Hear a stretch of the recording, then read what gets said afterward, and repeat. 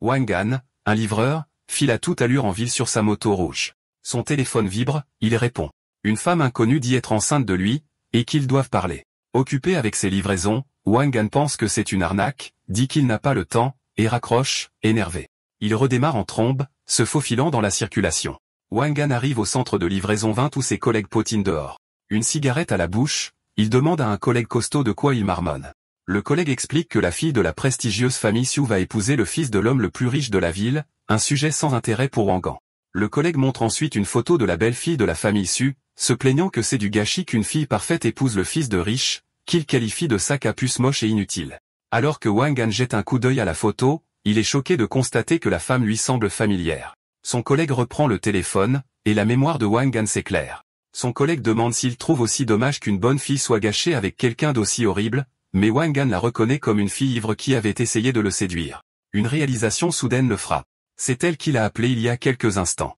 Il se demande si l'appel n'était pas une arnaque après tout. La scène revient un mois en arrière. La fille de la famille Sioux titube dans un couloir d'hôtel, étourdie. Elle soupçonne un homme nommé Chinao d'avoir mis quelque chose dans sa boisson. Elle se dirige vers ce qu'elle pense être sa chambre, la 809, mais dans son état second, elle se trompe de numéro. Elle trouve une porte entrouverte et se demande si elle a oublié de la fermer avant d'entrer. À l'intérieur de cette chambre, Wangan est assis sur son lit, abattu et buvant beaucoup. Il repense au fait qu'on lui a dit que son aura était trop intense pour une opportunité et se résigne à son travail de livreur. Alors qu'il est assis sur son lit, ivre et abattu, la jeune femme, Sukui, trébuche dans sa chambre et s'effondre sur son lit. Hébétée et fiévreuse, elle lève les yeux vers lui et demande qui il est et s'il peut l'aider, se plaignant que sa tête tourne et qu'elle a terriblement chaud. Ivre lui aussi, Wangan est captivé par elle, pensant à quel point elle est éblouissante. Alors qu'elle se rapproche et implore son aide, il est troublé, se demandant s'il rêve. Il serre les poings, une bouteille d'alcool renversée à côté de lui, submergé par cette situation intense. Revenant au présent, Wangan est perdu dans ce souvenir, fixant la photo de Sukui sur le téléphone de son collègue. Son collègue, Fadi, remarque qu'il est dans la lune et l'appelle par son nom. Fadi commence à se moquer de lui, rappelant à tout le monde comment Anne invente toujours des histoires, comme coucher avec une star de cinéma international. Il demande sarcastiquement si Anne va maintenant prétendre avoir dragué l'héritière de la famille Sioux. Les autres collègues se joignent à lui, riant et rappelant ses autres histoires à dormir debout, comme être un trafiquant d'armes international ou le chef d'une famille d'élite de Pékin. Wangan reste calme. Il allume une cigarette et leur dit qu'ils ne comprennent pas, déclarant de manière énigmatique que ce qu'il fait, c'est se cacher à la vue de tous. Alors qu'un des gars rejette ces affirmations, leur plaisanterie est interrompue. Une élégante voiture de sport de luxe rouge s'arrête devant le centre de livraison, choquant tous les livreurs. La portière du conducteur s'ouvre, et une jambe mince et un talon en sortent. La femme qui apparaît est Sukui, d'une allure assurée et élégante. Les collègues de Wangan sont hypnotisés, leurs yeux se transformant en cœur alors qu'ils la dévisagent, la qualifiant de bombe atomique. Alors qu'elle s'approche d'eux, un gars la reconnaît sur la photo. Il réalise avec choc que l'héritière de la famille Sioux se tient devant eux et n'arrive pas à comprendre pourquoi elle serait dans leur humble centre de livraison. Suji s'approche de Wangan, qui s'étire nonchalamment, et lui demande pourquoi il ne répond pas à ses appels. Ses collègues, qui se moquaient de lui, sont complètement abasourdis. Ils n'arrivent pas à croire que Wangan connaisse réellement la célèbre héritière de la famille Sioux. Wangan fait comme si de rien n'était, prétendant ne pas avoir vu d'appel manqué et lui demande calmement ce qui se passe. À l'endroit au but, Sukui le regarde dans les yeux et déclare qu'elle est enceinte et que le bébé est de lui. Cette révélation choque ses collègues. Il hurle d'incrédulité, incapable de comprendre que cette femme riche et magnifique porte l'enfant de leur ami. L'un d'eux jure qu'il ne dira plus jamais que Anne raconte des salades. Wangan lui-même est déconcerté, se frottant les yeux comme dans un état second, et demande si elle est sûre. Suki, l'expression ferme, lui dit de venir avec elle à l'hôpital pour le prouver. Alors qu'elle attend près de sa voiture, ses collègues l'incitent frénétiquement à l'accompagner. Un Wangan stressé décide d'y aller et demande à un copain de le remplacer. Les deux partent alors en trombe dans sa voiture rouge, laissant l'équipe stupéfaite derrière eux. À l'intérieur de la voiture, la tension est palpable. Wangan demande si le bébé est vraiment de lui. Sukui répond sèchement, demandant pourquoi elle mentirait sur une chose aussi grave. L'air résolu, Wangan lui dit que si le bébé est de lui, il assumera l'entière responsabilité des deux. Suchi lui lance un regard sceptique et se moque de sa promesse, demandant comment il assumera ses responsabilités avec ses revenus de livreur. Imperturbable, Wangan se penche en arrière et déclare avec assurance qu'il n'y a rien de mal à gagner sa vie honnêtement et que les faire vivre ne sera pas un problème. Sukui lui rappelle son statut de membre de la puissante famille Sioux à Jiangning. Wangan balaie simplement cela en disant que ces histoires de statut sont la chose la plus stupide qui soit. Agacé par son attitude nonchalante, Sukui écrase son pied sur l'accélérateur, ce qui fait secouer violemment la voiture et projette Wangan vers l'avant. Il lui crie dessus, l'accusant de le faire exprès et demandant ce qu'il y a de si spécial avec la famille So. Le voyage tendu se termine lorsqu'il s'arrête devant un grand hôpital. Sukui se gare et lui dit calmement qu'ils sont arrivés. Alors qu'ils sortent de la voiture, Sukui avertit Wangan de ne pas utiliser le mot responsabilité à la légère. Elle lui rappelle les graves conséquences auxquelles il serait confronté si sa famille découvrait qu'un livreur l'a mise enceinte. Cela met Wangan en colère qui déclare avec passion que ce n'est pas une blague pour lui. Si le bébé est de lui, il assumera absolument ses responsabilités. Ignorant sa colère, Sukui lui dit d'entrer. Il marche dans un couloir d'hôpital. Sukui le conduit vers une porte portant la mention salle d'opération, et Wangan s'arrête, choqué, demandant pourquoi ils vont là-bas. Sukui se retourne vers lui avec une expression déterminée et déclare qu'elle va entrer, le laissant réaliser sa véritable intention d'interrompre la grossesse. Paniqué, il lui saisit le bras pour l'arrêter. Il la supplie, reconnaissant qu'elle pense probablement qu'il ne pourrait pas subvenir à ses besoins et à ceux d'un enfant, mais insiste sur le fait que l'argent n'est pas un problème, et qu'il trouvera un moyen. Juste à ce moment-là, une infirmière s'approche, informant Sukui qu'il est temps pour son intervention. Sukui regarde Wangan avec un léger sourire indéchiffrable, acquiesce à l'infirmière et retire son bras. Elle entre dans la salle d'opération, laissant Wangan l'appeler désespérément. Il se tient devant la porte fermée, se sentant impuissant et frustré, pensant qu'il ne peut rien faire pour arrêter cette femme déterminée. Dans la salle d'opération, Suki est allongée sur la table en chemise de patient. Un chirurgien lui demande si elle est prête. Un autre chirurgien prépare une seringue et lui dit de se détendre, elle ferme les yeux. Mais à la dernière seconde, juste avant que la procédure ne commence, elle lève la main et leur dit d'attendre. Pendant ce temps, Wangan est affalé dans la salle d'attente. Il s'est résigné à la situation en pensant que si elle est déterminée à ne pas avoir le bébé, il ne peut pas l'en empêcher. Soudain, la porte de la salle d'opération s'ouvre et Sukui en sort, inchangé. Wangan est stupéfait. Il se lève d'un bond, déconcerté, et demande comment elle peut être sortie déjà, se demandant si les opérations sont si rapides de nos jours. Suki, apparemment imperturbable, dit à un Wangan déconcerté qu'elle est fatiguée et lui demande de la ramener chez elle. Wangan accepte avec confiance, enlaçant sa taille et se vantant qu'il pourrait même piloter un avion de chasse. Il prend le volant de sa voiture de sport rouge et s'éloigne de l'hôpital en direction d'un quartier riche appelé Longwon. Pendant le trajet, pendant que Sukui se repose, Wangan reçoit un appel. La personne à l'autre bout du fil l'informe d'un événement d'enchère ce soir à la tour Jianji, auquel le vieil homme veut qu'il assiste. L'appelant mentionne également que Lin Qingyun, un président de chambre, est de leur côté. Wangan acquiesce calmement à ses instructions, laissant entendre un côté puissant et mystérieux de sa vie inconnue de Sukui. Ils arrivent bientôt à une grande maison dans le domaine de la famille Su. Wangan annonce leur arrivée, réveillant Sukui. Elle sort de la voiture et lui dit de partir avant que sa famille ne le voie. Remarquant qu'elle a l'air pâle, Wangan propose de la raccompagner jusqu'à la porte, mais elle rejette froidement son inquiétude, lui disant de ne pas se mêler de ses affaires. Cependant, alors qu'elle se détourne, son talon se coince dans une fissure, ce qui lui fait perdre l'équilibre et crier en tombant. Avec une vitesse étonnante, Wangan se jette en avant et l'attrape juste avant qu'elle ne touche le sol. Alors qu'il l'aide à se relever, il la gronde pour son manque d'assurance. Agacé, Sukui lui demande de se répéter, et il en rajoute, la traitant d'incroyablement maladroite. Dans un éclair de colère, elle lui pince le côté de toutes ses forces, ce qui le fait crier de douleur. L'effort soudain a des conséquences sur elle, et elle grimace. Voyant son malaise, Wangan la surprend en la soulevant dans ses bras. Il la porte à l'intérieur de la maison somptueuse et la dépose doucement sur un canapé. Ouvrant une trousse de premiers soins, il commence à soigner son pied nu, qu'elle a tordu dans la chute.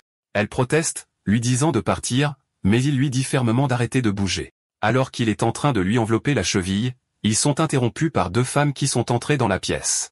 Les nouvelles venues sont Yang Guimin, la mère de Sukui, et Lin Shuifu, sa meilleure amie. La mère de Sukui regarde la scène avec choc et exige de savoir ce que fait sa fille. Wangan et Sukui ont expliqué simultanément qu'elle s'était tordue la cheville. Puis, regardant sa mère stupéfaite, Sukui annonce calmement que son petit ami l'aidait simplement à appliquer des médicaments. Wangan est complètement pris au dépourvu. Sa mère, Yang Guimin, est encore plus choquée, pointant un doigt tremblant vers Wangan en uniforme et criant d'incrédulité, demandant si cet homme est vraiment son petit ami.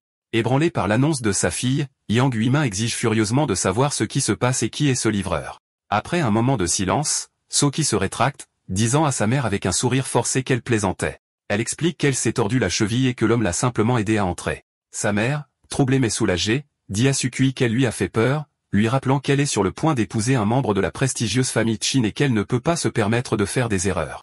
Wangan, qui est resté silencieux, est offensé par le mépris évident de la mère et demande ce qu'il y a de mal à être livreur. Yang Guimin ricane, criant qu'il est un nobody de basse classe essayant de sortir avec quelqu'un hors de sa portée et qu'il devrait continuer à rêver. Son insulte touche une corde sensible et une expression furieuse traverse le visage de Wangan. Avant que la situation ne dégénère, Sukui intervient. Elle dit calmement à Wangan qu'il peut partir maintenant et le remercie pour son aide. Il fait un signe de tête et se tourne pour partir. Alors qu'il s'éloigne, la meilleure amie de Sukui, Lin Shuifu, le regarde avec une expression pensive. Après son départ, Yang Huimin dit à Lin Shuifu d'aider Sukui à se rendre dans sa chambre. Avec dégoût, elle ordonne à quelqu'un d'essuyer le sol où se tenait le livreur sale. Plus tard, dans sa chambre, Lin Shuifu aide Sukui à s'asseoir sur son lit et lui demande immédiatement quelle est sa véritable relation avec cet homme. Sukui prétend d'abord qu'il n'y a rien entre eux, mais Lin Shuifu n'y croit pas, insistant sur le fait qu'elle ne peut pas être dupée parce que la façon dont Sukui le regardait n'était clairement pas rien. Coincée par l'intuition de son ami, Sukui avoue la vérité. Elle est enceinte de son enfant. Lin Shuifu est complètement abasourdi, criant d'incrédulité qu'elle est enceinte. Elle remet en question le jugement de Sukui, lui demandant pourquoi, de toutes les personnes, il devait s'agir d'un livreur. Sukui explique qu'elle a trop bu ce jour-là et minimise l'incident en le qualifiant de hasard. Lin Shuifu insiste, demandant ce que Sukui prévoit de faire, lui rappelant qu'elle ne peut pas cacher la grossesse éternellement à la puissante famille Qin.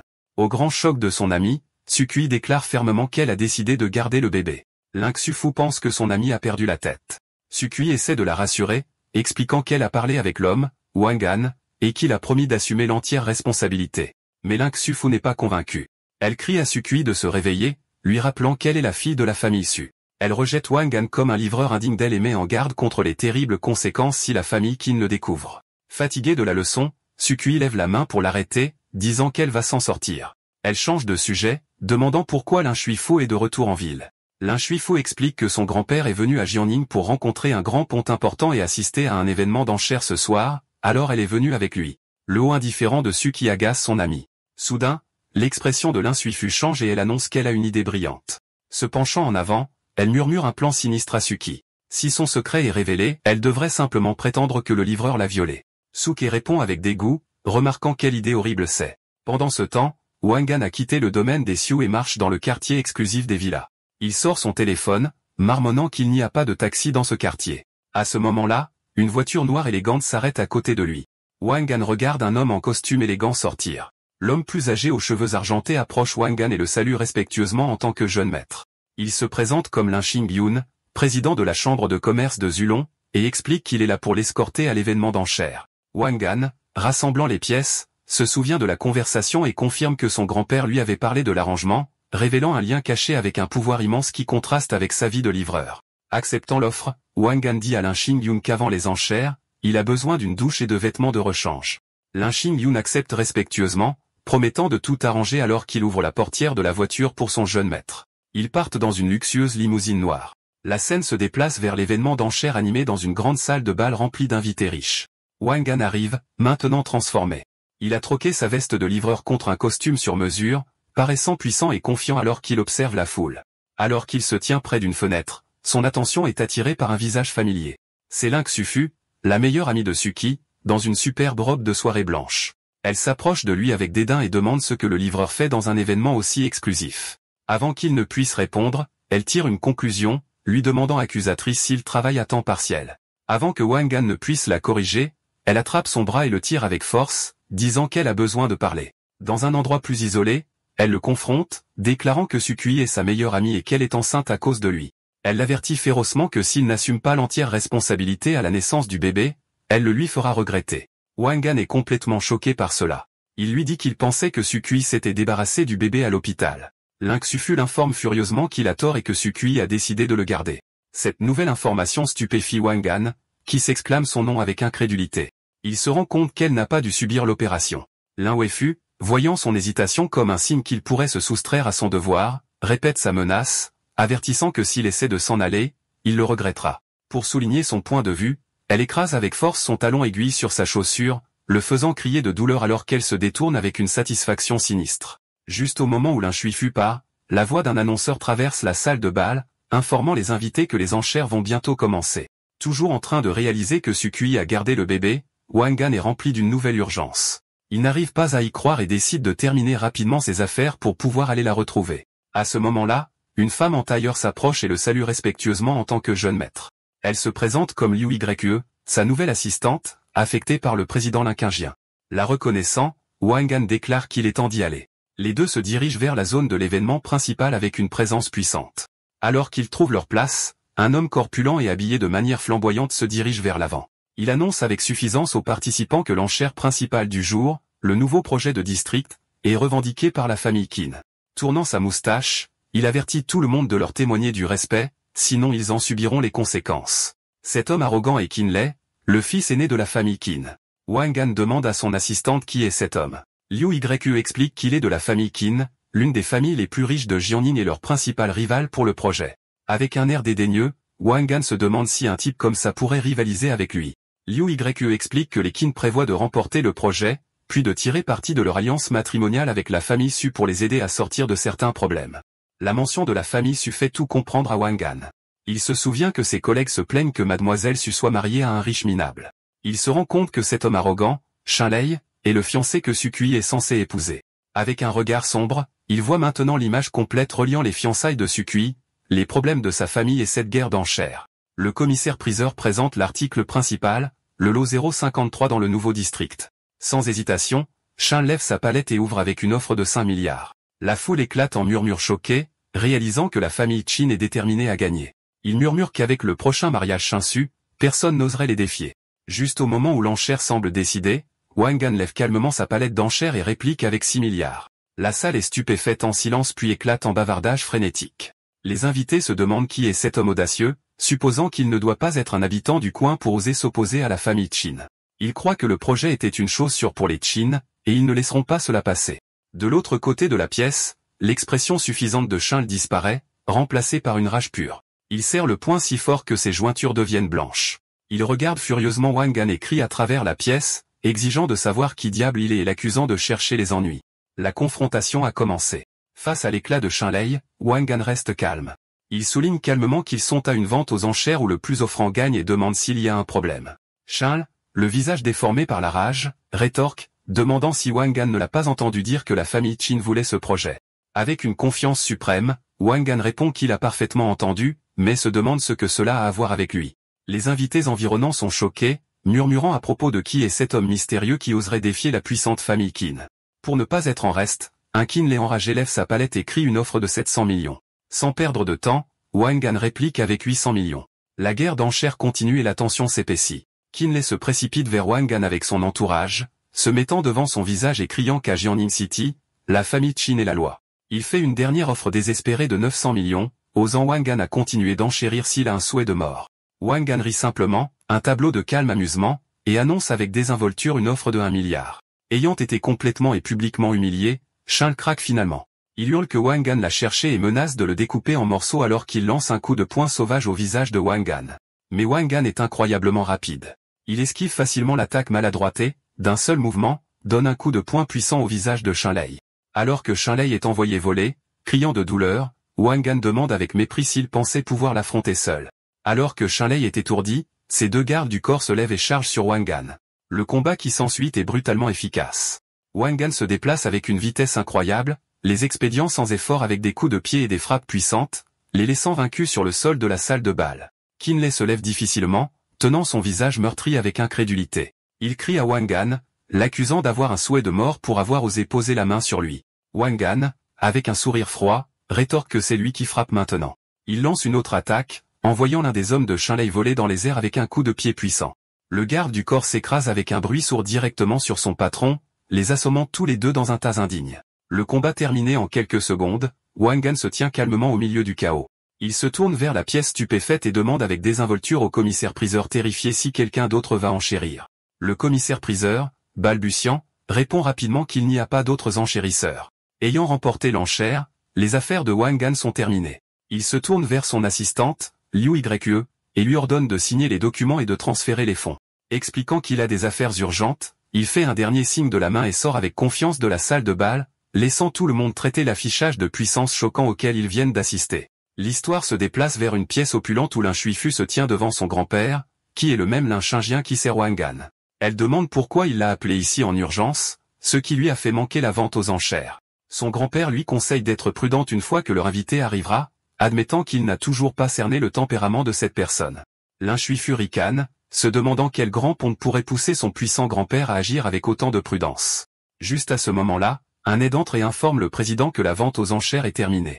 Lin Xingyun demande si la famille Qin a gagné, mais l'aide signale que quelqu'un d'autre a été le vainqueur. Lin Shuifu est stupéfaite, s'exclamant que c'est impossible.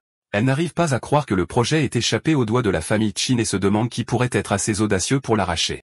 Son grand-père l'informe calmement que la personne qu'ils attendent est arrivée. Regardant son téléphone, probablement une mise à jour des actualités, Lin Shuifu remarque que cette personne est bien trop arrogante. Décidant que cette nouvelle est trop importante pour attendre, elle dit à son grand-père qu'elle sort pour appeler son ami Nanan, Suki. Alors qu'elle marche dans un couloir, elle est absorbée dans ses pensées et son appel téléphonique.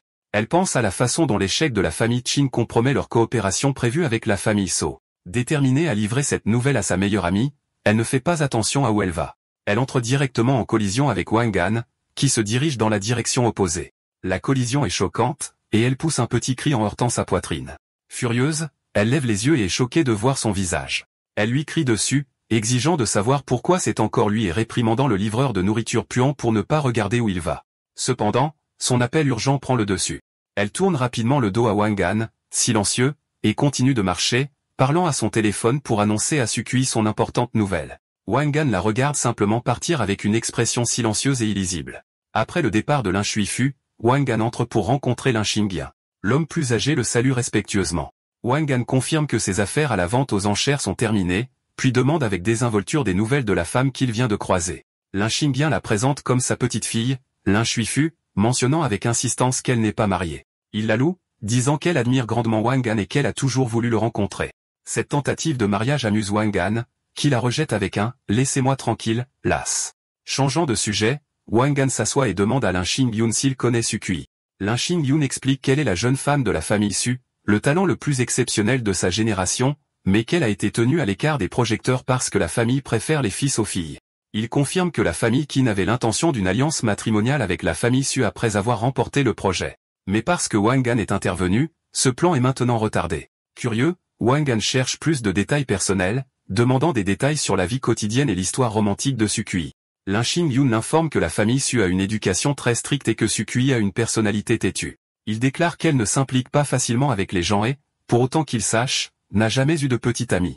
Cette nouvelle information apporte un sourire narquois et entendu au visage de Wang Han. Juste à ce moment-là, son téléphone sonne. L'identification de l'appelant affiche le nom de Sushi, et il répond avec douceur, lui disant qu'il pensait justement à elle. À l'autre bout du fil, Sukui demande s'il a du temps et dit qu'elle aimerait le voir. Wang Han accepte immédiatement et demande son emplacement. Son affaire urgente maintenant réglée, Wang Han se lève pour partir. Il dit à Lin Xingyun qu'il s'en va et qu'il peut faire son rapport au vieil homme.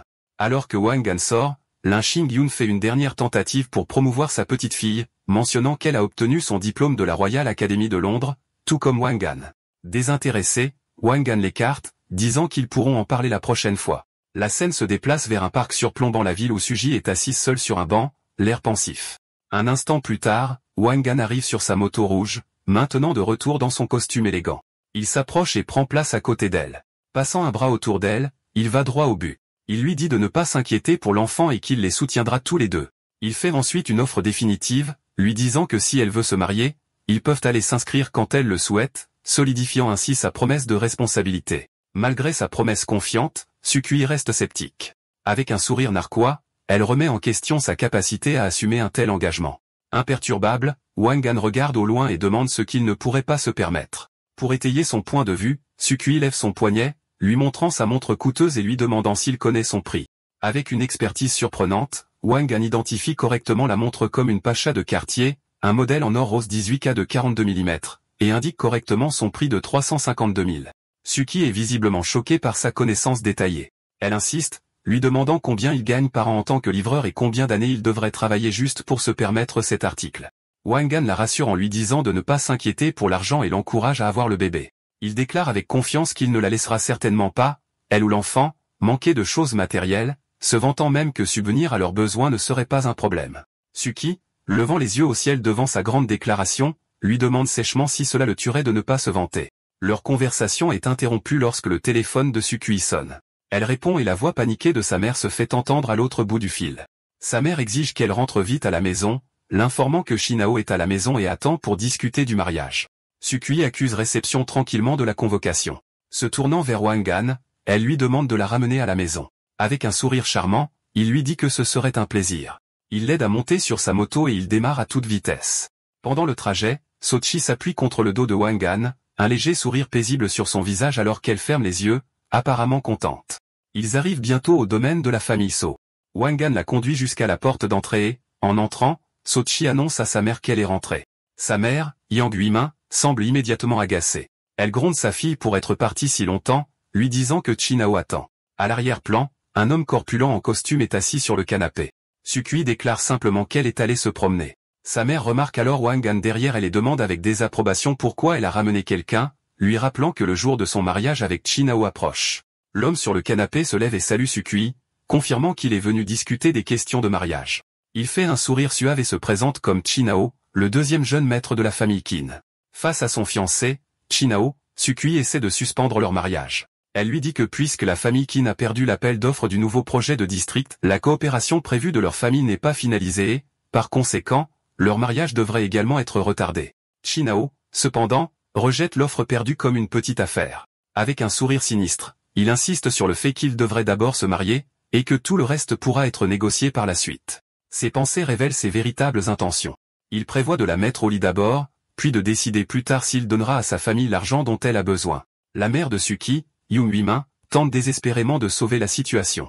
Elle supplie sa fille, lui rappelant que Chinao a promis 1 milliard pour aider la famille So dès qu'ils seront mariés. Mais So-chi la coupe court avec un n'en dit pas plus tranchant. Avec une détermination farouche, elle déclare qu'elle ne l'épousera pas. Son refus laisse sa mère et Chinao stupéfaits. Faisant un pas audacieux, Sukui se dirige vers Wangan, prend son bras et annonce que non seulement elle n'épousera pas Chinao, mais qu'elle est aussi enceinte de l'enfant de Wangan.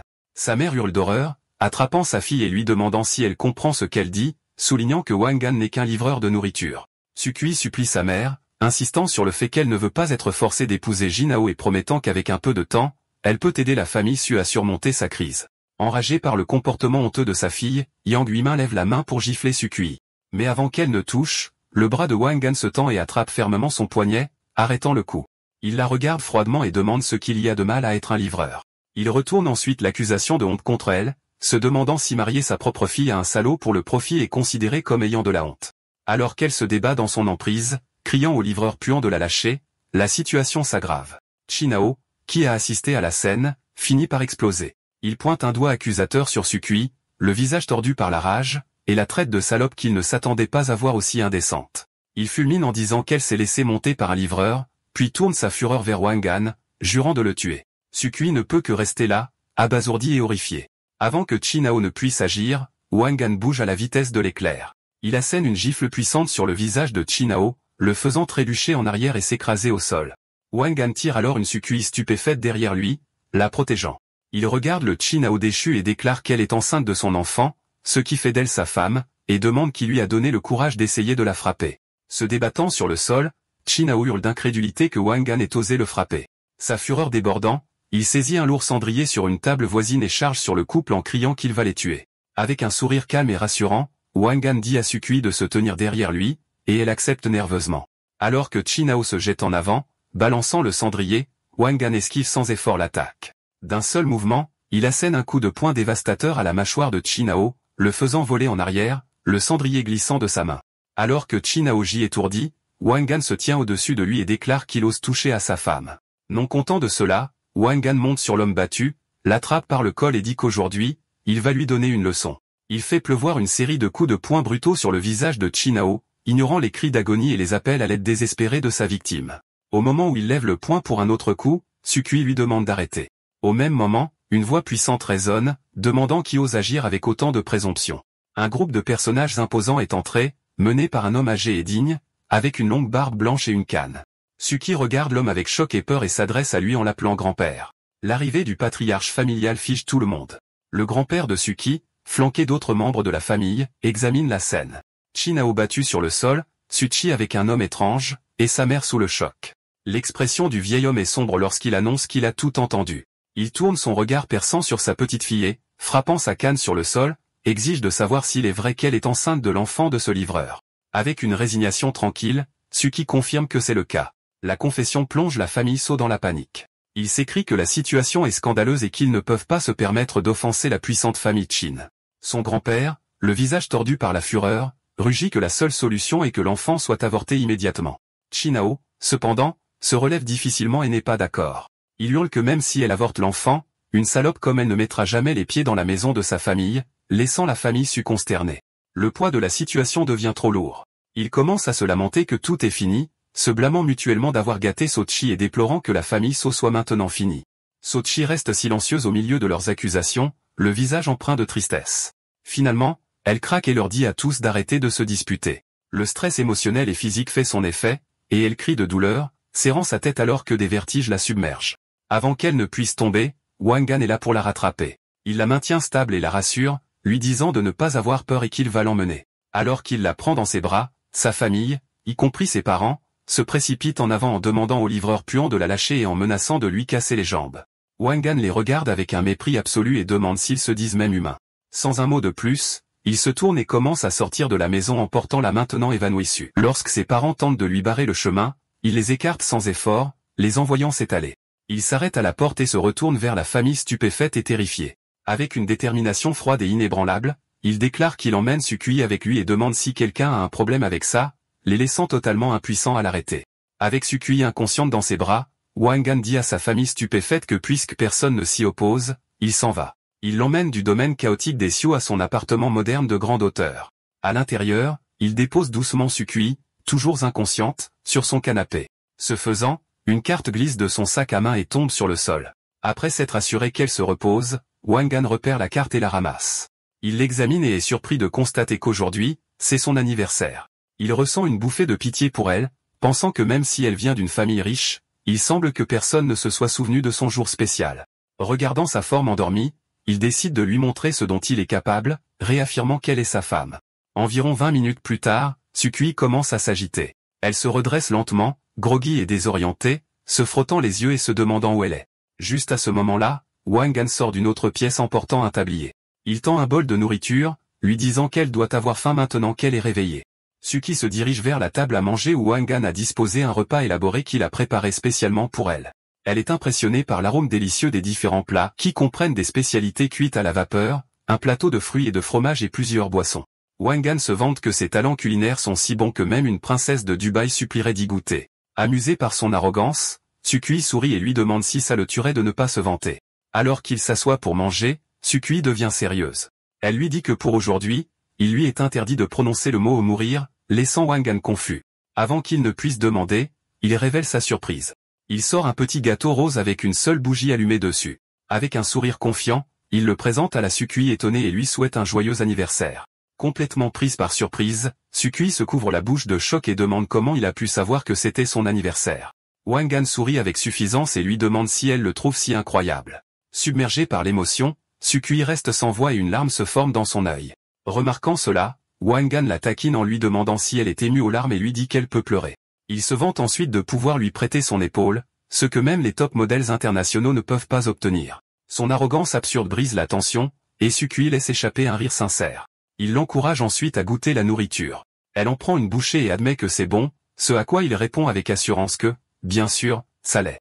Après avoir mangé pendant un moment, Wangan lui dit de faire un vœu sur son gâteau. Sukui ferme les yeux, joint ses mains et acquiesce silencieusement. Une fois le moment passé, Wangan devient sérieux et lui demande quels sont ses projets. Sukui le regarde avec sérieux et lui rappelle sa promesse de les soutenir, lui demandant s'il revient sur sa parole. Wangan l'assure qu'il ne le fait pas, mais lui lance un défi. Il lui demande si elle ose vraiment épouser un livreur comme lui. Enflammée, Sukui se lève et déclare qu'elle ose, ajoutant que s'il ne parvient pas à les soutenir, elle se remariera tout simplement. En entendant cela, Wangan se décide et lui dit qu'ils enregistreront leur mariage dès le lendemain. Avec une détermination farouche, elle acquiesce, déclarant qu'elle n'a pas peur. Satisfait, Wangan se penche en arrière avec un sourire et dit que c'est réglé. Leurs plans sont interrompus lorsque le téléphone de Wangan vibre. Il dit à Sukui qu'il doit répondre à l'appel, et elle hoche la tête. Il sort sur le balcon pour répondre. La personne à l'autre bout du fil, qu'il appelle Xiaohua, l'avertit frénétiquement qu'il est en danger. Xiaohua, qui appelle Wangan chef, dit qu'un assassin nommé Hydra arrive à Jiangning City pour le tuer. Wangan reste calme et demande si la source est fiable et s'ils peuvent confirmer l'emplacement d'Hydra. Xiaohua rapporte qu'Hydra a été vu pour la dernière fois près de la villa de la famille Lin. Allumant une cigarette, Wangan dit froidement à son subordonné qu'il comprend et qu'il prendra le temps de s'occuper de l'assassin demain.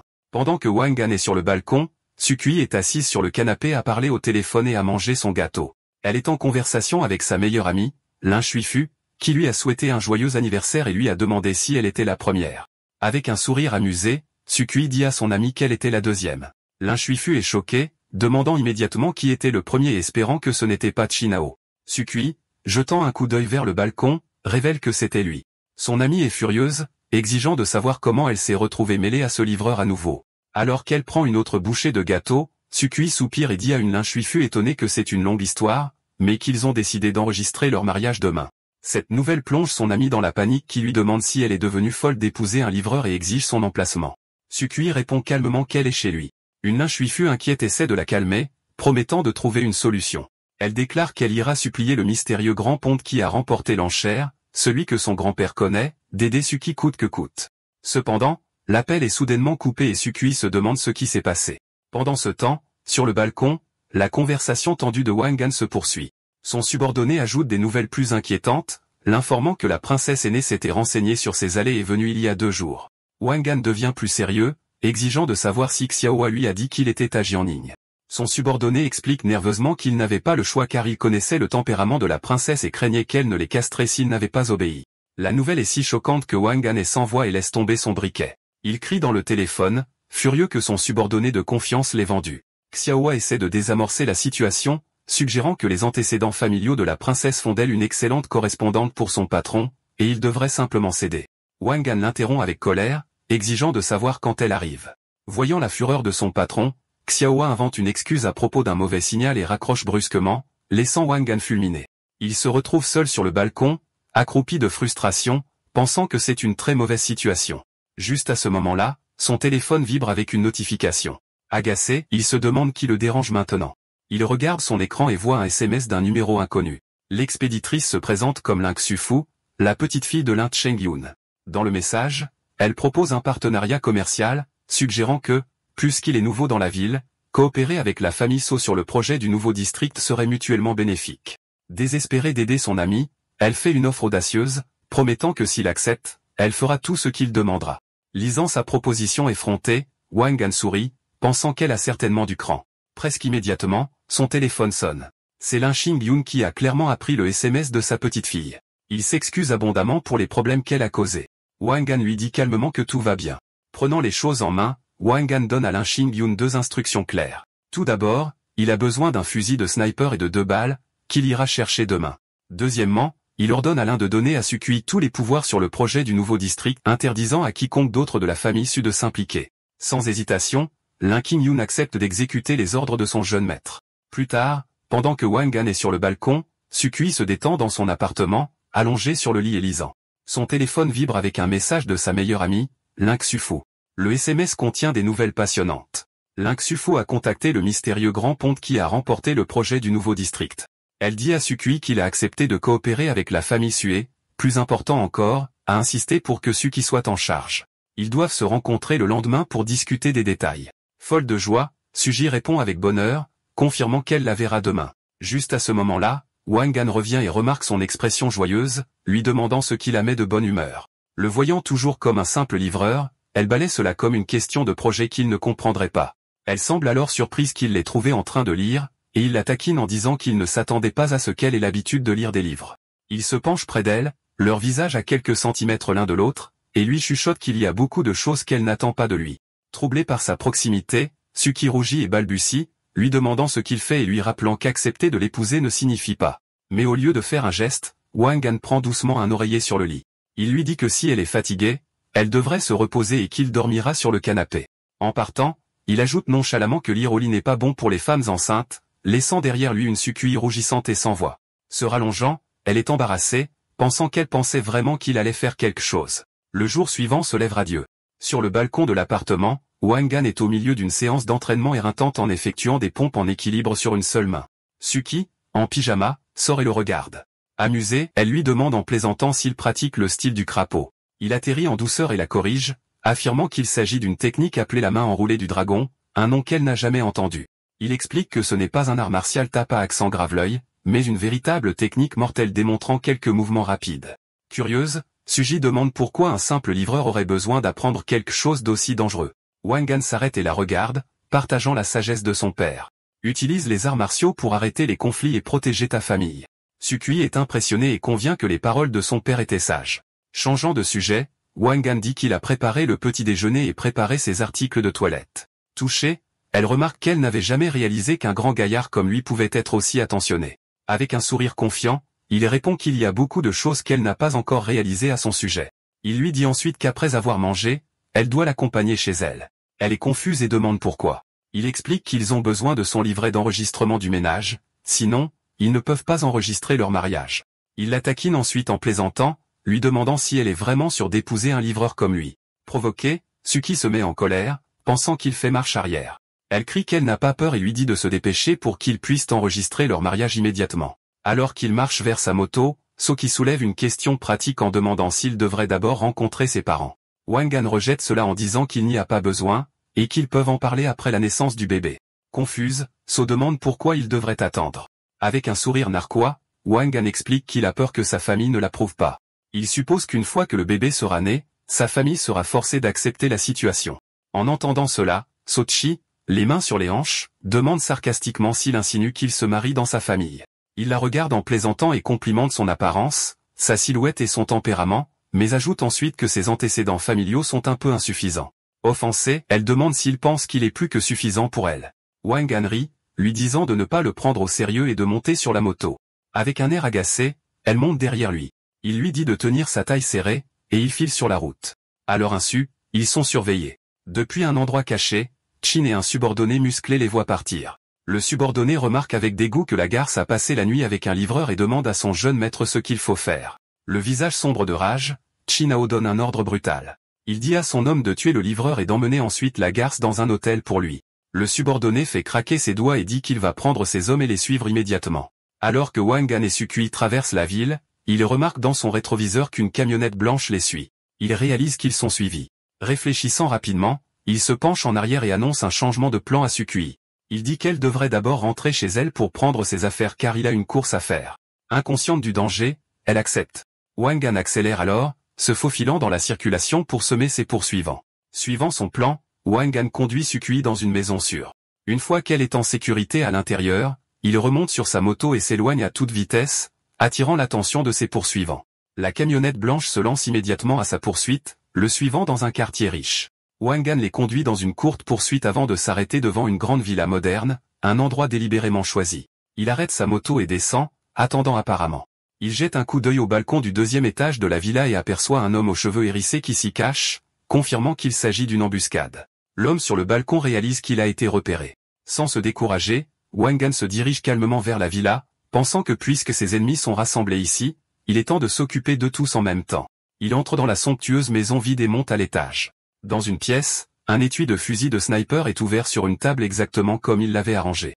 Il ramasse le fusil à silencieux, impressionné par l'efficacité de l'un. Cependant, son attention est soudainement attirée par quelque chose d'inattendu. Il lève les yeux et remarque un soutien-gorge bleu posé sur le lit voisin, le laissant momentanément confus.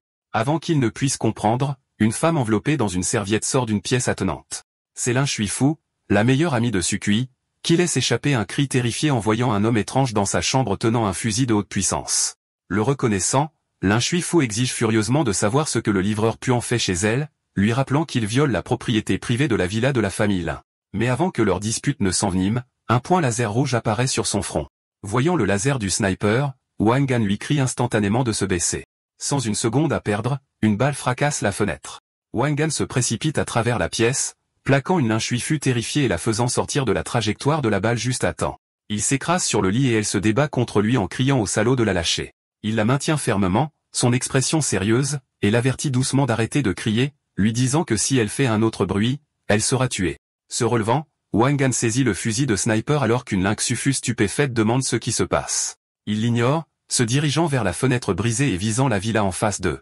Il marmonne une raillerie selon laquelle Hydra ne doit pas avoir 9 cerveaux et tire un seul coup précis. La balle traverse la cour et atteint sa cible, touchant l'agresseur sur le balcon opposé. Le sniper est tué instantanément, s'effondrant au sol avec une balle dans la tête. Wang Gan baisse son arme avec un salut désinvolte, remarquant avec déception qu'Hydra a été éliminé si facilement. Avant qu'il ne puisse célébrer, une Lin Weifu frénétique l'attrape, exigeant une explication pour l'arme à feu dans sa maison. Mais à ce moment-là, l'essence de Wang Gan s'éveille alors qu'il détecte une autre menace. Une deuxième balle déchire l'air, brisant une autre fenêtre sous un angle différent. Réagissant avec une vitesse incroyable, Wang Gan crie à nouveau de se baisser et se jette sur elle, la protégeant de son corps. Il s'écrase au sol alors que la balle passe à côté de l'endroit où il se trouvait, percutant le mur derrière eux. Toujours au sol avec l'Inzuifu, Wang Gan réalise qu'il y a d'autres attaquants à l'extérieur. Réfléchissant rapidement, il saisit un morceau de ses vêtements sur le lit et le jette en l'air comme un leurre. Il énumère mentalement ses adversaires, l'assassin Hydra, les voyous de la camionnette et ce nouveau sniper. Il conclut avec gravité qu'il a plusieurs invités à gérer aujourd'hui. Le leurre fonctionne. Alors que le sniper ennemi tire sur le mouvement, Wang Gan vise avec son propre fusil, une Inzuifu terrifiée regardant derrière lui. Il riposte avec sa deuxième et dernière balle. Le tir traverse l'espace et atteint un autre sniper caché, l'éliminant. Immédiatement, un tir de suppression nourrie éclate d'un troisième endroit tandis qu'un autre assassin sur un toit voisin lâche une volée de tirs sur leur fenêtre. Wang Gan attrape l'Inzuifu et plonge derrière un canapé pour se mettre à couvert tandis que le mur derrière eux est criblé de balles. Clouée au sol dans une position compromettante, elle hurlait le trait de pervers. Une fois la fusillade terminée, Wang Gan ramasse calmement une des 12 ennemis sur le mur. Il l'examine attentivement et reconnaît un insigne unique en étoile à 6 branches sur la base. Il l'identifie comme une ogive spéciale d'une organisation d'assassins notoires d'Europe de l'Est connue sous le nom d'Ares. Il se tourne vers l'Inzuifu, secoué, et lui demande quand elle a réussi à provoquer des gens aussi dangereux. Elle ne peut que balbutier qu'elle ne sait pas. À ce moment-là, Wang Gan regarde son fusil vide et se maudit d'avoir été négligent. Il n'avait demandé que 2 balles et est maintenant à court de munitions. Il s'agenouille, se demandant quoi faire maintenant qu'il est désarmé et encerclé. Soudain, un souvenir frappe l'Inzuifu. Elle dit à Wang Gan qu'elle pourrait savoir qui est derrière l'attaque. Elle se souvient qu'il y a quelque temps, un patron d'Europe de l'Est avait essayé d'acheter la technologie de recherche de son entreprise, mais elle avait refusé son offre. Cette révélation fournit un motif clair aux assassins professionnels qui essaient maintenant de la tuer. Alors que la pluie de balles continue, les yeux de Wang Gan se rétrécissent. Il pousse rapidement la tête de l'Inzuifu vers le bas, criant de faire attention alors qu'une autre balle passe à côté d'eux. Cloués au sol derrière le canapé, ils sont assis au milieu des débris en attendant une accalmie dans les tirs. Sans munitions restantes, Wang Gan a besoin d'un autre plan. Ses yeux tombent sur les éclats de verre brisés sur le sol. Se décidant pour un geste désespéré, il ramasse un morceau de verre tranchant. Saisissant une accalmie momentanée dans la fusillade, il se lève d'un bond et, avec une vitesse incroyable, lance l'éclat de verre comme un couteau de lancer vers la position du dernier sniper. Le projectile de fortune atteint sa cible et l'assassin crie de douleur. Le dernier sniper étant éliminé, la menace immédiate est terminée. Wang Gan se lève et dit à l'Inzuifu qu'elle peut se relever maintenant car c'est sûr. Se relevant enfin, elle le regarde avec suspicion et le confronte directement. Elle déclare que son travail de livreur doit être une couverture et exige de savoir qui il est vraiment. Wang Gan rejette froidement sa question, lui disant qu'elle n'a pas besoin de connaître son identité. Furieuse de son secret, elle menace de tout dire à Sukui, mais il porte rapidement un doigt à ses lèvres pour la faire taire. Son expression devient sérieuse alors qu'il l'avertit de se taire, expliquant qu'il entend un bruit à l'extérieur. Un regard de terreur traverse le visage de l'Inzuifu alors qu'elle demande s'il y a encore plus d'ennemis. Prise de panique, elle s'accroche à lui et demande ce qu'ils vont faire. Il lui dit calmement de ne pas s'inquiéter et qu'il va aller jeter un coup d'œil. Pendant ce temps, en bas, les 3 voyous de Chinao sont entrés dans la villa armés de grandes machettes. L'un d'eux reconnaît Wang Gan et se demande ce qu'un livreur fait dans un endroit comme celui-ci. Le chef ricane, supposant qu'il doit être un voleur ordinaire. Juste à ce moment-là, Wang Gan apparaît en haut des escaliers. Il regarde les intrus armés et, d'un geste désinvolte, les salue. Avec un sourire confiant, Wang Gan demande calmement aux 3 hommes armés s'ils le cherchent. Le chef musclé pointe sa lame sur Wang Gan en disant qu'ils sont les hommes du frère Ao envoyés par Chinao. Il accuse Wang Gan de coucher avec la femme de leur patron, Sukui, tandis qu'un autre voyou dit avec impatience d'arrêter de parler et de simplement lui casser les jambes. Complètement imperturbable, Wang Gan demande simplement ce qu'il compte faire. Enragé par son arrogance, les voyous chargent en avant en hurlant des insultes. Le combat est brutalement court. Wang Gan se déplace avec une vitesse incroyable, interceptant le premier attaquant avec un puissant coup de pied au visage qui fait claquer sa tête en arrière. En quelques secondes, 2 des voyous sont inconscients, ne laissant que leur chef abasourdi. Le voyou musclé regarde avec incrédulité, se demandant depuis quand les normes pour les livreurs sont devenues si élevées et réalisant que son adversaire est un artiste martial entraîné. Refusant d'accepter la défaite par un simple livreur, il laisse échapper un hurlement furieux et charge Wang Gan avec sa machette. Wang Gan saute sans effort par-dessus le coup sauvage et, en un seul mouvement, assène un coup de pied dévastateur au bras de l'homme. Le coup fait voler la machette et fait tomber le voyou au sol. Les 3 attaquants étant vaincus, Wang Gan se tient au milieu des corps éparpillés. L'Inzuifu, qui a regardé le combat du haut des escaliers, laisse finalement échapper un cri terrifié. Le son alerte le chef abattu qui, bien que battu, est toujours conscient. En colère contre ces cris, il se débat pour se relever et voit une opportunité, se jetant vers l'Inzuifu sans défense. Avant qu'elle ne puisse réagir, il l'attrape et tient sa lame contre sa gorge, la prenant en otage. Il regarde Wang Gan, menaçant de la tuer s'il fait un autre pas. Une Lin Shuifu terrifiée l'avertit que son grand-père ne l'épargnera pas s'il ose lui faire du mal. Cependant, Wang Gan reste parfaitement calme. Il regarde le voyou et, avec un manque d'émotion glaçant, lui dit simplement d'y aller et de le faire. Ignorant la lame à la gorge de Lin Shuifu, Wang Gan marche lentement vers le voyou paniqué, se moquant de lui et lui demandant pourquoi il n'a pas agi sur sa menace.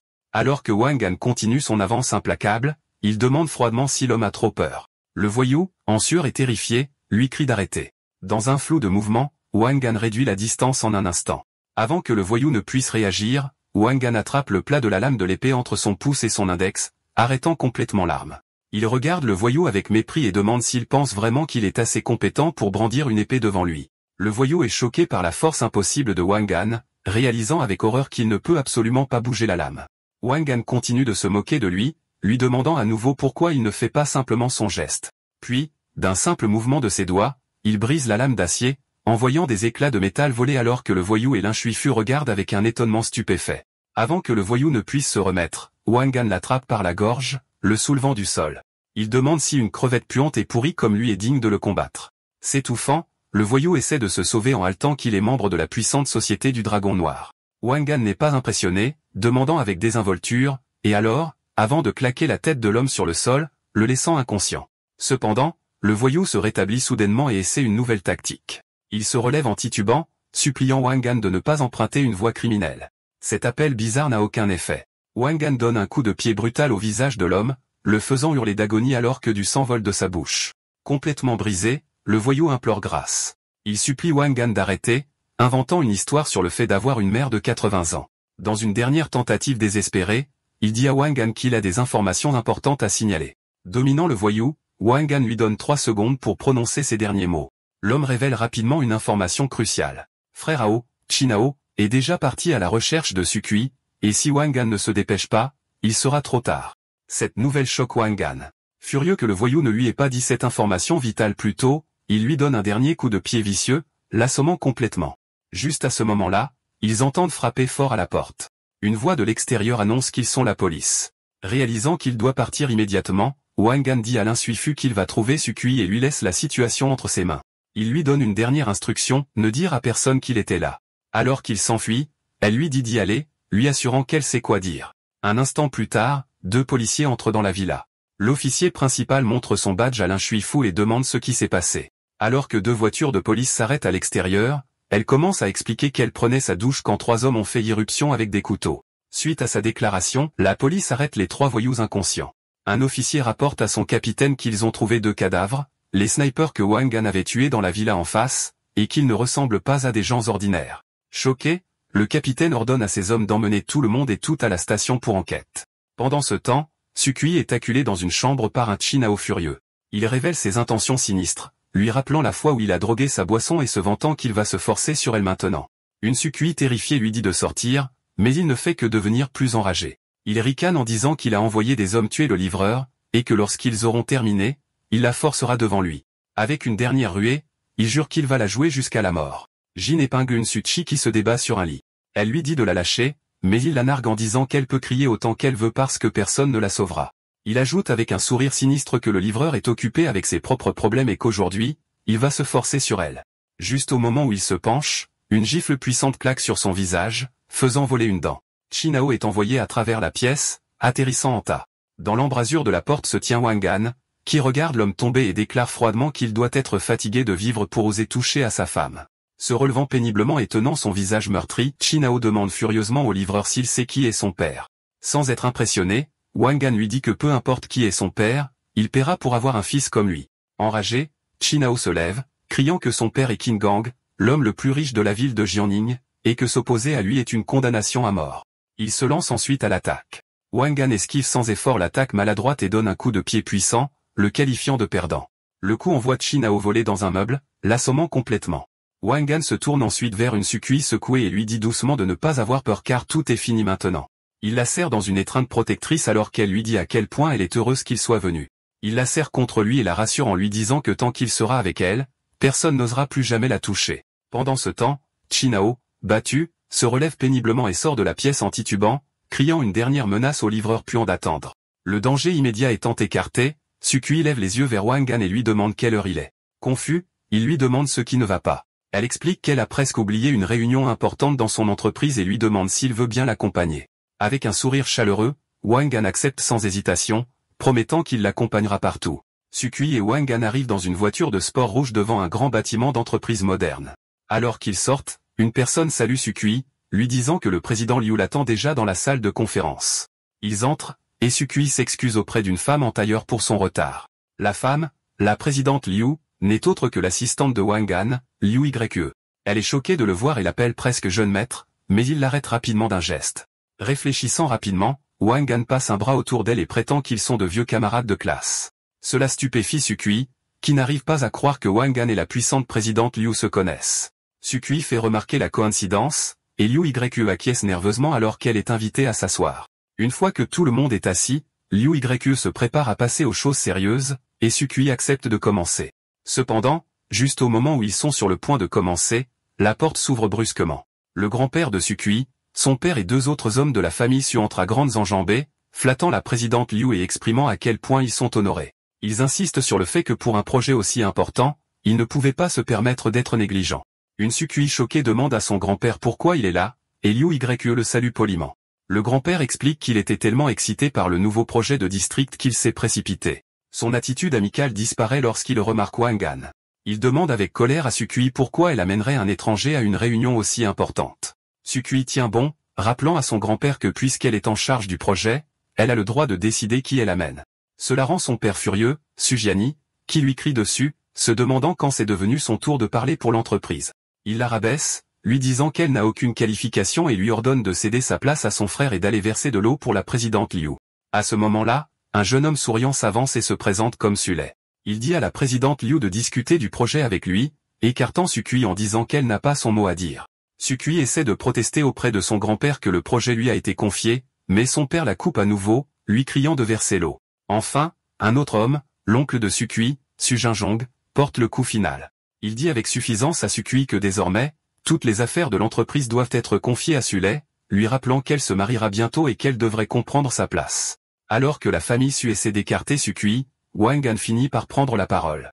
Les bras croisés et avec un regard intense, il leur demande ce qu'ils pensent faire, leur rappelant que le projet a été initialement confié à Sukui. Cela rend le grand-père de Sukui furieux qui crie à Wang Han de se taire et se demande de quel droit il a de parler. Celui-là se joint à eux avec un regard suffisant, se moquant de Sukui pour avoir un livreur comme petit ami. Il dit ensuite à son grand-père qu'il a entendu dire qu'elle est également enceinte de l'enfant de cet homme. La révélation met le grand-père en rage. Il pointe Wang Han du doigt et ordonne à Sukui de sortir immédiatement cette ordure de basse classe, déclarant que lui et son chien sont bannis de l'entreprise. Sukui se précipite à la défense de Wang Han, arguant que peu importe ce qu'il fait, car il gagne son argent honnêtement, et que son grand-père n'a pas le droit de l'insulter. Son défi ne fait qu'enrager davantage le vieil homme. Voyant que la situation est désespérée, Wang Han se lève pour partir avec Sukui. Il dit à sa famille qu'ils sont sans vergogne et répète sa condition. Le projet ne peut être géré que par Sukui. Le grand-père le confronte, exigeant de savoir de quel droit un simple livreur a de faire des demandes. Au lieu de répondre, Wang Han se tourne vers une Liu Yue nerveuse. Il s'adresse doucement à elle comme à son ancienne camarade de classe et lui demande de lui rendre un service. Il déclare que Sukui est sa fiancée, et le projet doit lui être attribué à elle seule. Sous son regard impérieux, Liu Yue accepte à contre-cœur. Sulei est choqué et tente de discuter, disant au président Liu que Sukui est irresponsable et ne connaît rien à l'entreprise, insistant sur le fait qu'il serait un meilleur choix. Mais Liu Yue, suivant les ordres de Wang Han, l'ignore et s'adresse directement au grand-père. Elle déclare que son entreprise ne travaillera qu'avec Sukui. Si la famille Su n'est pas d'accord, ils trouveront un autre partenaire. Le grand-père est stupéfait et demande à parler à son patron. Liu Yue porte un coup final dévastateur. Elle informe qu'elle a toute autorité et que lui, le patriarche, n'est pas qualifié pour rencontrer son patron. Ces mots durs laissent le vieil homme en sueur et complètement sans voix, totalement vaincu et humilié devant sa famille. Complètement vaincu, le père de Suki, Sujianji, change rapidement de ton. Il dit au président Liu de ne pas se fâcher et l'assure qu'ils répondront à ses exigences, acceptant de confier la direction à Sukui. Son beau-père est d'accord, disant que tant qu'ils obtiennent le partenariat, cela ne le dérange pas que ce soit Sukui qui s'en charge. Satisfaite, Liu Yu déclare qu'ils signeront le contrat aujourd'hui. Maintenant aux commandes, Liu Yue se tient à côté de Sukui et renvoie le reste de la famille Su. Elle les informe qu'elle et Sukui doivent discuter des détails du contrat en privé et qu'ils peuvent partir. Sans pouvoir s'y opposer, Sujiani ne peut qu'acquiescer et aide son beau-père stupéfait à sortir de la pièce. Alors que les hommes vaincus sortent, Sule essaie de protester auprès de son père, mais il est rapidement réduit au silence et expulsé. Une fois qu'ils sont partis, Wang Han regarde la porte se fermer avec un sourire narquois, pensant à quelle bande de clowns ils sont et comment ils ont attiré leur humiliation sur eux-mêmes. Liu Yue remet ensuite professionnellement le contrat à Sukui pour qu'elle l'examine. Pendant ce temps, dans un bureau ailleurs, un Sule enragé confronte son père, Sujiani, exigeant de savoir comment il a pu laisser cette garce, Sukui, être aux commandes. Su Jianzhang, assis calmement à son bureau, lui dit de ne pas s'inquiéter, l'assurant qu'il a un plan. Lorsque Sule tente de demander à leur oncle, Su Jianzhang, de partir, son père l'arrête, déclarant qu'ils sont tous du même côté. Il révèle alors un secret de famille choquant. Sukui n'est pas sa fille biologique. Sule et Su Jianzhang sont tous deux stupéfaits. Su Jianzhang demande si sa belle-sœur l'a trompé, mais Sujiani clarifie la vérité. Il explique que sa femme, Yang Huimin, était incapable d'avoir des enfants, alors ils ont adopté Sukui. Il se plaint ensuite qu'elle a maintenant déshonoré la famille en se liant avec un livreur. Un Su Jianzhang pensif demande qui sont les parents biologiques de Sukui. Su Jianzhang écarte la question, disant qu'il ne sait pas et suppose qu'ils sont morts depuis longtemps, ne lui laissant rien d'autre qu'un pendentif de jade sans valeur. Impatient, Sule interrompt, désireux d'entendre le plan de son père. Avec un sourire sinistre, Su Jianzhang révèle son stratagème. Il leur dit d'attendre et de laisser Sukui reprendre le projet pour le moment. Une fois qu'elle aura fait le plus dur, il aura un moyen de le lui arracher. Comprenant le complot, Sule acquiesce avec un sourire narquois confiant. Vêtu d'un costume avec une cigarette, Wang Han approche deux agents de sécurité en service et leur demande du feu. Un garde plus corpulent offre un briquet. Remarquant la tenue formelle de Wang Han, le garde suppose qu'il est là pour un entretien, mais Wang Han dit non. Curieux, le garde demande alors ce qu'il fait là. Très nonchalamment, Wang Han révèle qu'il est un livreur. Les deux gardes éclatent de rire. L'un d'eux plaisantant sur le fait que les livreurs et les agents de sécurité sont des ennemis jurés. Wang Han glousse, mais il remarque ensuite que les deux gardes deviennent sérieux et se redressent, alors il demande ce qui se passe. Soudain, les gardes se mettent au garde à vous. L'un dit à l'autre que la présidente Su est arrivée. Le garde plus corpulent explique avec admiration que la présidente Su est la plus belle femme de l'entreprise et que la voir quotidiennement lui donne la motivation de travailler. Wang Han se moque d'eux pour s'exciter autant pour une femme. Agacé, le garde lui dit de ne pas faire le fier, lui rappelant qu'en tant que livreur, il n'est pas meilleur qu'eux. À ce moment-là, une élégante Suki apparaît. Les deux gardes la saluent énergiquement et respectueusement en tant que présidente Su. Elle reconnaît leur dur labeur et dit qu'elle va chercher sa voiture. Alors que Suki se dirige vers sa voiture de sport rouge, le garde plus corpulent est extatique, se vantant auprès de son collègue que la présidente Su lui a parlé. Wang Han, regardant cela, demande si une réaction aussi forte est nécessaire. Le garde s'approche de Wang Han et pose un bras sur son épaule avec condescendance. Il offre quelques conseils, lui disant que même en tant que livreur, il est toujours important d'avoir des rêves. Juste à ce moment-là, Sukui s'arrête à côté d'eux dans sa voiture de sport rouge flamboyante. Depuis le siège du conducteur, elle regarde Wang Han et lui dit de monter. Wang Han dit au revoir aux gardes avec un sourire, leur disant qu'il se souviendra de leurs paroles et qu'il les reverra plus tard. Il monte ensuite sur le siège passager de la voiture de luxe. Les deux gardes sont complètement figés, regardant avec incrédulité la voiture de sport s'éloigner à toute vitesse, incapables de comprendre que l'humble livreur qu'ils venaient de plaindre est parti avec leur belle et inaccessible patronne. Alors qu'ils roulent, Wang Han remarque l'expression heureuse de Sukui et remarque que les choses ont dû bien se passer. Sukui est d'accord, expliquant que c'est grâce à son ami, Link Sufu, qui a trouvé le mystérieux grand patron derrière le projet du nouveau quartier. Elle ajoute qu'elle est déterminée à remercier cette personne en face à face. Amusée, Wang Han lui dit qu'elle devrait certainement bien le remercier. Il change ensuite de sujet, l'informant qu'il a déjà contacté le bureau des affaires civiles, et qu'ils enregistreront leur mariage le lendemain matin. Sukui accepte calmement le plan, mais expose ses conditions. Elle ne veut que le certificat de mariage pour que leur enfant ait un père. Après la naissance du bébé, elle lui versera un paiement mensuel de 30 000. Un Wang Han surpris demande si elle essaie de le garder comme compagnon payé. Sukui lui dit qu'il peut penser ce qu'il veut. Avec un sourire narquois confiant, Wang Han croise les bras et rétorque que si elle veut vraiment le garder, 30 000, c'est bien trop peu. Sa réponse irrite Susi. Elle lui dit de ne pas abuser de sa chance, se demandant combien un livreur pourrait gagner en un mois et insinuant que 30 000, c'est plus qu'assez. Dans sa frustration, elle écrase son pied sur l'accélérateur, et la voiture de sport rouge dévale la rue de la ville. Ils arrivent bientôt à l'entrée d'un complexe résidentiel moderne haut de gamme. Après s'être garé, Wang Han sort et s'appuie sur la porte, taquinant Sukui en lui disant qu'elle semble bien connaître la route et qu'elle a déjà mémorisé le chemin de son domicile. Agacée, elle répond qu'avec le GPS, elle peut aller n'importe où. Alors qu'il marche dans le complexe, le téléphone de Wang Han commence à sonner. Il dit à Sukui d'attendre un instant car il doit prendre l'appel. Wang Han répond, demandant nonchalamment au vieil homme à l'autre bout du fil ce qui se passe. La personne l'informe qu'une cargaison a été saisie par la Société du Dragon Noir, et qu'il doit s'en occuper. L'appelant mentionne également qu'une carte a été déposée à sa porte pour l'aider à résoudre le problème. Wangan accepte avec assurance, promettant de s'occuper de tout avant midi le lendemain. L'appelant change alors brusquement de sujet, demandant s'il a bien entendu que Wangan allait se marier. Cette question surprend et met en colère Wangan, qui exige de savoir qui a divulgué l'information. Le vieil homme révèle que l'Incungien le lui a dit et accuse Wangan d'essayer de se marier sans permission. Il poursuit sa tirade, se demandant pourquoi Wangan délaisserait d'innombrables riches héritières pour une fille de la famille Minersio. Wangan essaie de calmer le jeu et d'expliquer. Cependant, le vieil homme le coupe en disant qu'il n'y a pas besoin d'explication. Au lieu de cela, il informe un Wangan horrifié que sa grande sœur viendra l'interroger personnellement le lendemain, et qu'il devrait se préparer. Wangan panique, suppliant le vieil homme de ne pas être si cruel et demandant s'il pourrait même survivre à sa visite, mais l'appel se termine brusquement. Furieux et stressé, Wangan raccroche, marmonnant une menace qu'il se vengera du vieil homme. Remarquant son état agité, Sukui s'approche et demande ce qui s'est passé. Cachant rapidement son trouble, Wangan la rassure en lui disant que ce n'est rien. Il pose un bras rassurant sur son épaule et lui dit qu'il est temps de rentrer à la maison. Il retourne à son appartement, entrant dans le salon moderne. Une fois à l'intérieur, Soki aperçoit une carte blanche sur la table basse et demande ce que c'est. Wangan explique nonchalamment qu'il s'agit simplement d'une carte cadeau destinée à quelqu'un d'autre. Changeant de sujet, il enlève sa veste et suggère qu'elle doit avoir faim, proposant de cuisiner. Sushi accepte calmement. Alors qu'il se dirige vers la cuisine, Sushi s'assoit sur le canapé en tenant sa veste. Un petit sourire satisfait se forme sur son visage lorsqu'elle pense qu'avoir un homme entretenu à la maison est en fait plutôt agréable.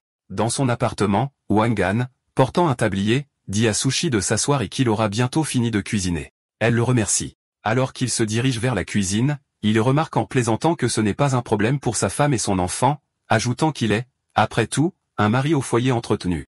Son commentaire laisse Sukui sans voix, et elle s'assoit sur le canapé avec un léger sourire amusé. Le lendemain, la scène se déplace au bureau des affaires civiles de Jianning. Wangan et Sukui sortent du bâtiment, chacun tenant un certificat de mariage rouge. Wangan déclare fièrement qu'à partir de maintenant, il est officiellement un homme marié. Sukui le taquine en plaisantant, lui demandant ses projets pour la journée et s'il va livrer de la nourriture. Wangan rejette cela, plaisantant en disant que maintenant qu'il porte de beaux vêtements, il devrait sortir et s'amuser avec quelques jeunes femmes. Sa réponse irrite Sukui. Elle le traite de désespéré et se plaint que même en tant qu'homme marié, il a toujours un tempérament terrible. Elle se retourne et s'éloigne d'un air boudeur, lui disant de faire ce qu'il veut. Alors qu'elle part, l'expression enjouée de Wangan disparaît, remplacée par une expression sérieuse. Il pense qu'avant toute chose, il doit s'occuper de la tâche que le vieil homme lui a confiée. Sa mission l'emmène dans un gratte-ciel imposant, le siège du groupe du Dragon Noir. Il se tient devant l'immense bâtiment, confirmant que c'est le bon endroit. Il pense aux origines du groupe, se souvenant que la Société du Dragon Noir était autrefois un gang local qui s'est depuis transformé en une société apparemment légitime. Cependant, il sait qu'ils sont toujours impliqués dans des affaires louches comme le recouvrement de créances et le prêt usuraire. Avec un regard froid et déterminé, il décide de voir par lui-même de quoi ils sont vraiment capables. Wangan entre dans le hall somptueux du groupe du Dragon Noir. Deux hommes louches à un bureau d'accueil l'interpellent en lui demandant ce qu'il veut. Les mains dans les poches, Wangan déclare avec assurance qu'il est là pour recouvrer une dette. Le voyou aux cheveux longs se méprend, pensant que Wangan est un client. Il dit qu'il est au bon endroit car le recouvrement de créances est l'un de leurs services. Wangan le corrige calmement, précisant qu'il est là pour recouvrer une dette auprès d'un homme nommé Baldiliu. Cette déclaration met les deux hommes en rage. Ils exigent de savoir qui est cet imbécile et s'il comprend sur quel territoire il se trouve, l'accusant d'avoir un souhait de mort alors qu'ils chargent tous les deux. L'homme aux cheveux longs attaque en premier avec un coup de pied sauvage, mais Wangan l'évite avec facilité. L'élan du voyou le fait trébucher à genoux. Avant qu'il ne puisse se rétablir, Wangan lui donne un coup de pied rapide au visage. Voyant son partenaire à terre, le voyou chauve se précipite en avant en lançant un coup de poing. Il subit le même sort alors que le puissant coup de pied de Wangan l'envoie voler. Avec les deux hommes vaincus sur le sol du hall, Wangan se tient au-dessus du voyou aux cheveux longs conscient. Son expression est froide alors qu'il demande calmement si l'homme est maintenant prêt à l'emmener voir Baldiliu. La scène se déplace vers un bureau opulent où Baldiliu, chef du groupe du Dragon Noir, se détend. Une femme aux longs cheveux violets se penche sur lui intimement. Elle lèche avec espièglerie une goutte de vin rouge sur sa poitrine. Il lui demande si c'est bon et elle répond que c'est très savoureux. Avec un sourire suffisant, Baldiliu lui dit que si elle aime ça, elle peut en boire plus, promettant de la nourrir jusqu'à ce qu'elle soit rassasiée plus tard. Elle le traite de coquin avec espièglerie. Leur moment est brisé lorsque la porte du bureau s'ouvre brusquement. Un homme tatoué nommé Wenlong se précipite, paniqué, et crie que quelqu'un s'est introduit par effraction. Enragé par l'interruption, Baldiliu crie sur Wenlong pour ne pas avoir frappé, demandant s'il ne pouvait pas voir qu'il était occupé. Il déclare furieusement que c'est son territoire et se demande qui oserait entrer par effraction. Wenlong balbutie, essayant d'expliquer, mais avant qu'il ne puisse finir, un corps traverse la porte en volant. L'homme, l'un des voyous du hall, s'écrase violemment sur le sol devant le bureau de Baldilou, laissant le patron et la femme stupéfaits. Son choc se transforme en rage. Baldilou bondit sur ses pieds, sortant un pistolet. Il le pointe vers la porte et crie, exigeant de savoir quel chien a eu le culot d'envahir son territoire. Suivant le voyou, un objet noir traverse la porte en volant. C'est une lourde carte ornée qui s'incruste avec un bruit sourd dans le bureau devant un Baldilou stupéfait. Tenant toujours son pistolet, il la ramasse prudemment. Son expression passe de la colère à la terreur pure lorsqu'il reconnaît l'insigne et crie, l'identifiant comme une carte noire de l'association des 10 grands. Du sol, le voyou battu, Wenlong, lève les yeux, confus, demandant ce qu'est l'association des 10 grands et apprenant que c'est une organisation terrifiante de 10 puissants chefs du monde souterrain. À ce moment-là, Wang Gan entre dans le bureau. Il regarde vers le bas avec une expression calme et condescendante et remarque qu'il est surpris qu'ils aient même entendu parler de l'association. La vue de Wang Gan déclenche une réalisation horrifiée chez Baldilou. Il crie le titre 9e jeune maître, comprenant enfin qui est venu le chercher. Sous le choc, il recule, perdant son sang-froid. Alors que Wang Gan entre calmement dans le bureau, il note qu'il est impressionnant que quelqu'un se souvienne encore de son nom car il est sorti du monde souterrain depuis de nombreuses années. Sans hésitation, Baldilou tombe à genoux, baissant la tête en soumission totale. Il demande quels ordres le 9e jeune maître a pour lui. Dans une démonstration stupéfiante du changement de pouvoir, le chef de gang agenouillé tend respectueusement un briquet à Wang Gan, qui allume calmement une cigarette. Prenant une bouffée, Wang Gan en vient au fait mentionnant qu'il a entendu dire que Baldilou avait récemment saisi une cargaison de marchandises. Paniqué, l'homme agenouillé insiste sur le fait qu'il doit s'agir d'un malentendu. Wang Gan le regarde avec une expression froide, remarquant qu'il admire son culot d'oser voler à l'association des 10 grands. Tout en feignant la soumission, Baldi lui promet de rendre les marchandises immédiatement. Cependant, il est en train d'attraper secrètement un pistolet caché dans sa ceinture, se préparant à faire un geste désespéré. Conscient de la tromperie, Wang Gan reste imperturbable. Il regarde le chef de gang et lance un avertissement glaçant, demandant s'il a déjà entendu le dicton, lorsque la carte noire apparaît, même les dieux et les fantômes se soumettront. Poussé à un acte désespéré, Baldilou bondit sur ses pieds, pointant son pistolet sur Wang Gan. Il crie que puisque le 9e jeune maître ne lui donnera pas d'échappatoire, il ne devrait pas être blâmé d'être impitoyable. Cependant, avant qu'il ne puisse tirer, Wang Gan se déplace avec une vitesse impossible. Il lance sa cigarette encore allumée dans les airs. Le minuscule objet frappe le pistolet alors que Baldilou appuie sur la détente, déviant le tir. Wang Gan déclare calmement qu'il n'aime pas qu'on pointe des armes sur lui. La menace neutralisée, Wang Gan arrache la carte noire du bureau. Il la lève et lance une proclamation froide déclarant que tous ceux qui avaient un jour pointé une arme sur lui étaient maintenant morts.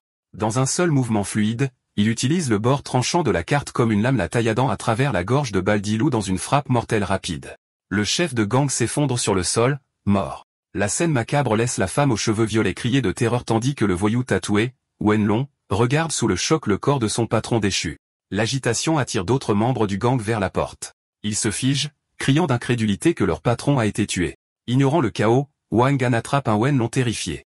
Il lui présente 2 choix, remettre les marchandises et devenir le nouveau patron, ou remettre les marchandises et rejoindre Baldilou dans la mort. Face à cet ultimatum, Wenlong prend sa décision instantanément. Lui et tous les autres voyous baissent immédiatement la tête en soumission, jurant une loyauté inébranlable au 9e jeune maître et reniant toute connexion aux actions de leur ancien patron. Satisfait, Wang Gan accepte leur serment et ordonne calmement à quelqu'un de l'emmener à sa cargaison. Sa mission est maintenant terminée. À l'extérieur de l'imposant siège du groupe du Dragon Noir, une voiture s'arrête. Chinao sort accompagné d'un voyou en béquille qui est fortement bandé. Le subordonné conseille nerveusement à son patron d'être prudent, l'avertissant que Wang Gan ne doit pas être pris à la légère. Cependant, Chinao, consumé par la rage, rejette le conseil, déclarant qu'il tuera Wang Gan aujourd'hui quoi qu'il arrive. Il se dirige vers l'entrée en tempêtant, criant qu'il est là pour voir le chef de la société du Dragon Noir. Avec un visage tordu de fureur, il jure que tant que le chef du gang, le vieux Liu, se débarrassera de ce livreur puant pour lui, il est prêt à payer n'importe quel prix. Pendant ce temps, au bureau, la nouvelle hiérarchie se met en place. Wang Gan se tient devant les membres du gang rassemblés et nomme Wenlong nouveau chef. Il déclare que Wenlong est désormais responsable du groupe du Dragon Noir et promet un avenir prospère à quiconque le suit. Les autres membres du gang acceptent rapidement cette décision, s'adressant à leur nouveau chef avec respect. Alors que le nouvel ordre s'installe, Chinao fait irruption dans le bureau en criant après le vieux Liu. Il regarde autour de la pièce, désormais sous une nouvelle direction, et exige avec colère de savoir où est l'ancien. D'accord, c'est la fin de l'histoire. Merci d'avoir regardé. À la prochaine.